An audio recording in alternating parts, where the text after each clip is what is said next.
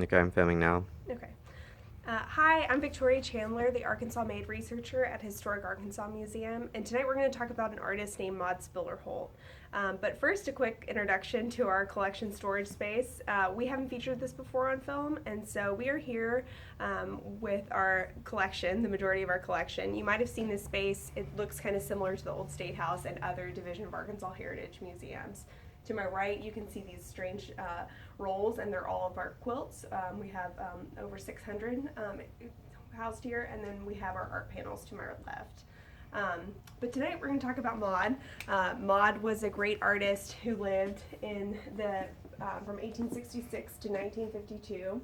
She was born in Illinois, but came to Little Rock in 1886 when she married her husband. And she really started painting right in the 1890s.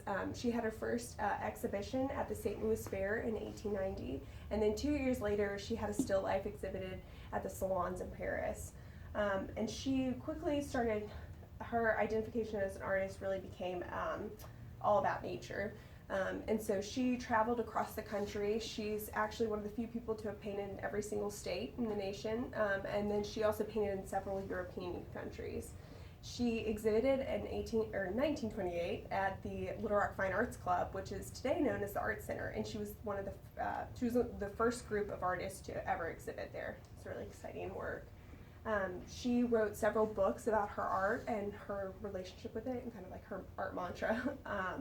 And one of them is called Studio Talk, and it's a great one. It's got a series of essays, and she talks about, there's an essay titled Nature as a Colorist, and she talks about her relationship with nature and kind of how you should let nature, just dictate your art. And so her travels also meant that she painted frequently on board, and so all these, for example, are little paintings on board that she could quickly stow away in her travel bag. You can see over here all her different landscapes. She really loved wildflowers and particularly loved Texas bluebonnets. And so these two paintings feature Texas bluebonnets up close. And you can just see them dotted throughout the background. And then she also loved mountainscapes. And this painting's a little bit damaged, but you can see the big mountains in the background when she dots her little wildflowers across the forefront. And then another one is an Ozark landscape with an Ozark cabin, and the Ozarks in the background.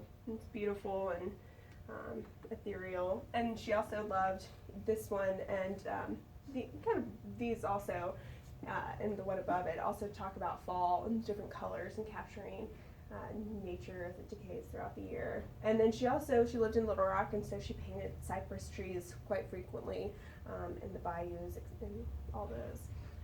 But she has this great quote, and it's like, if you allow nature,